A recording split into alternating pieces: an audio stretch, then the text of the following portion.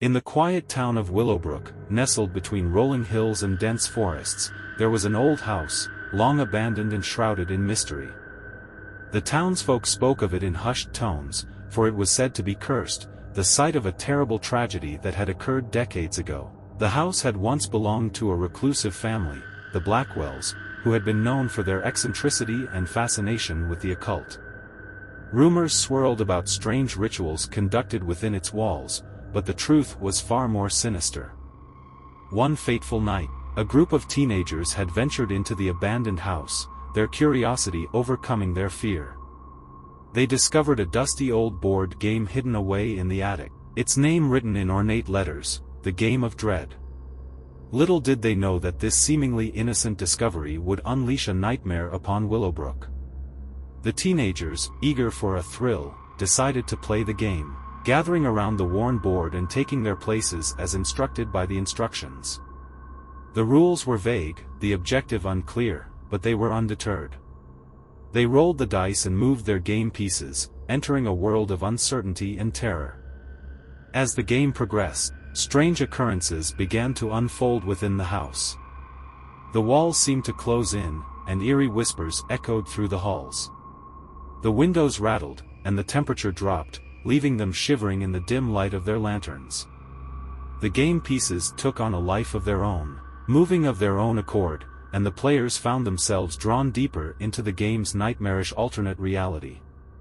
They were no longer in the abandoned house but trapped in a twisted, otherworldly version of Willowbrook.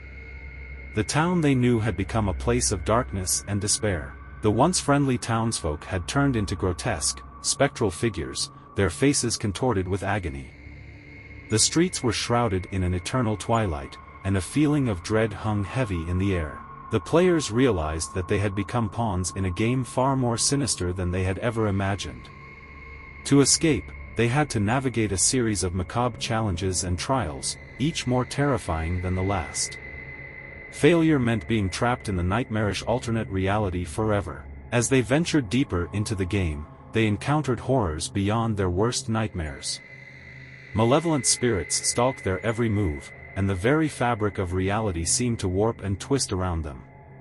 Time itself became a treacherous adversary, with hours feeling like an eternity and moments passing in the blink of an eye. One by one, the players fell victim to the game's horrors, their minds and bodies pushed to the brink of sanity. Desperation and fear set in as they struggled to find a way out of the nightmarish alternate reality. I, too, was drawn into the madness of the Game of Dread. As a resident of Willowbrook, I had heard the rumors of the cursed house and the ill-fated teenagers who had dared to play the game. When I ventured into the abandoned house to investigate, I found myself trapped in the same nightmarish reality. The remaining players and I formed an uneasy alliance, united by our shared desire to escape the game's clutches. Together, we faced the game's final challenge, an ominous door that stood at the heart of the town.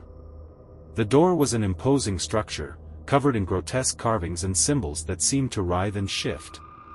We knew that our only hope of escape lay beyond it, but we also sensed that something unspeakable awaited us on the other side.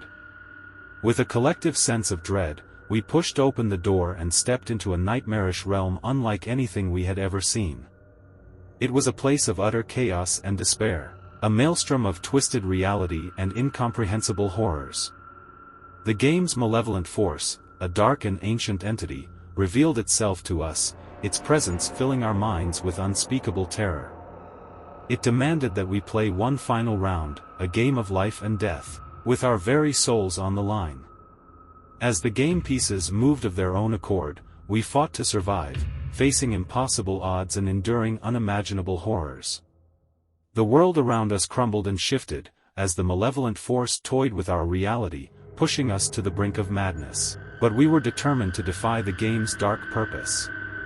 With every ounce of our willpower, we resisted the entity's influence, refusing to become pawns in its twisted game any longer. In a final, desperate act, we joined our minds and focused our collective willpower on the entity, challenging its dominion over us.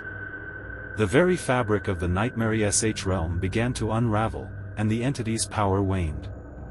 With a deafening roar, the nightmare-sh alternate reality collapsed, and we found ourselves back in the abandoned house, our bodies battered and minds scarred by the ordeal.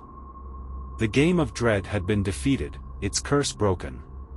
But the memory of the horrors we had endured would forever haunt us, a reminder that some games should never be played, and some curses should never be awakened.